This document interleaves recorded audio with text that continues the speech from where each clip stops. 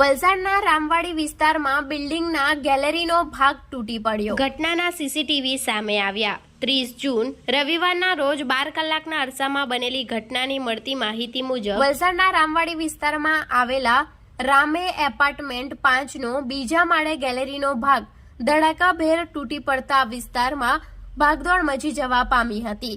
સદનસીબે આ બનાવમાં કોઈને જાનહાનિ થઈ ન હતી.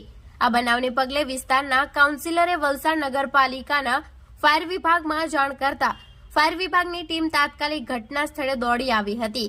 આ બનાવ અંગે સ્થળ પરથી મળતી વધુ માહિતી મુજબ વલસાડના રામવાડી વિસ્તારમાં આવેલા રામ એપાર્ટમેન્ટ 5ના બીજા માળે જર્જરિત થઈ ગયેલી બીજા માળનો ગેલેરીનો ભાગ અચાનક તૂટી પડ્યો હતો. આ બનાવ બને તે ક્ષણ પહેલા એક મહિલા આ સ્થળ પર ગાયને ખાવાનું આપી રહી હતી.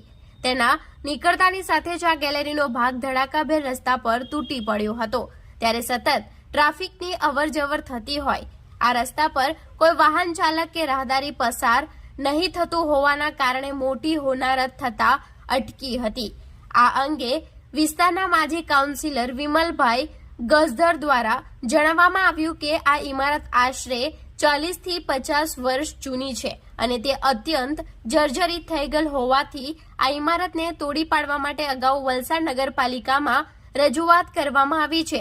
તેમ છતાં આ ઇમારત નહીં તોડતા આજે બિલ્ડિંગના બીજા માળની ગેલેરીનો ભાગ ધડાકાભેર રસ્તા પર તૂટી પડ્યો હતો.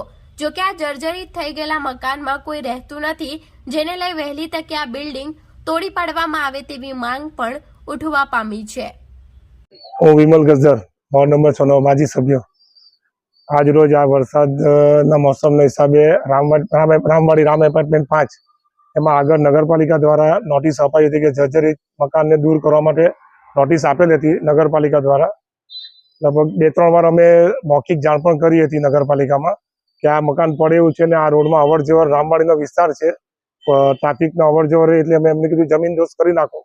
પણ કંઈક નગરપાલિકાએ માલિકોને જાણ કરી હતી કે તમે આ તોડી નાખો, છતાં પણ કંઈક રિપેર પણ નથી થયું ને એમ જ છે. ને અત્યારે 15-20 મિનિટ વરસાદ પડતો હતો, થોડી વાર પહેલા આ દિવાલ ઉપરથી પડી કે જાન એક બેન જમવાનું આપી ગયા સાઈડ પર ગાયને, ને જાનહાની કોઈ થઈ નથી ને બધાનો બચાવ થઈ ગયો છે. ને નગરપાલિકામાં સીઓ સાહેબને અને ચીફ એન્જિનિયરે જાણ કરી છે. મેં થોડીક ક્ષણમાં ફાયરની ટીમ અહીંયા આવી ગઈ છે.